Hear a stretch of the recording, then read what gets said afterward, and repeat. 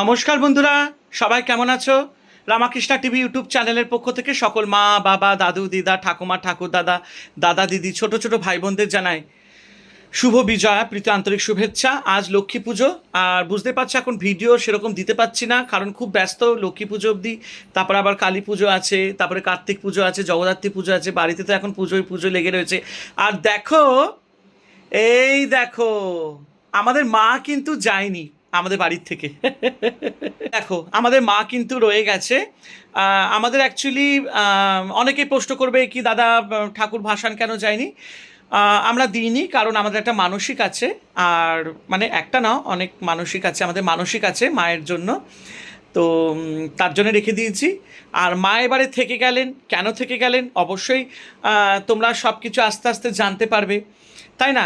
নিশ্চয়ই কোনো কারণ আছে। তবে মা যে থেকে গেছে তার জন্য আমাদের একটা বিশাল আনন্দ। মাকে আমরা প্রত্যেক দিন সেবা যত্ন করছি, আর এই সুযোগটা অবশ্যই পেয়েছি বলেই করছি। এবং কেন মা থেকে গেল, কিসের জন্য আমরা এবারে বিসর্জন দিলাম না মাকে, কেন মা আমাদের ঘরে থাকলো, অবশ্যই তোমরা জানতে পারবে খুব তাড়াতাড়ি, আস্তে আস্তে জানতে পারবে। আমরা হয়তো কিছু নাও বলতে পারি, কিন্তু আমাদের ভিডিওর মাধ্যমে তোমরা জানতে পারবে যে কিসের জন্য মা আমাদের বাড়িতে রয়ে গেল। সত্যি খুবই ভালো লাগছে। দেখো, মা কিন্তু থেকে গেছে আমাদের বাড়িতে, আর খুবই ভালো লাগছে। কেন থেকে গেল, কিসের জন্য থাকলো, এবং আমাদের যেটা মানসিক আছে সেটাও একটা ব্যাপার আছে। তো সেগুলো তো বলা যাবে না, সেগুলো পার্সোনাল। বাট হ্যাঁ, মা থেকে গেছে আমাদের বাড়িতে।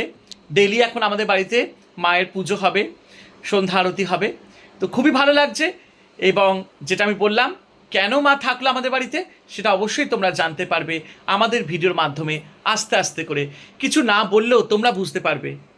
সবাই ভালো থেকো, আনন্দে থেকো, আর বলো জয় মা দুর্গা।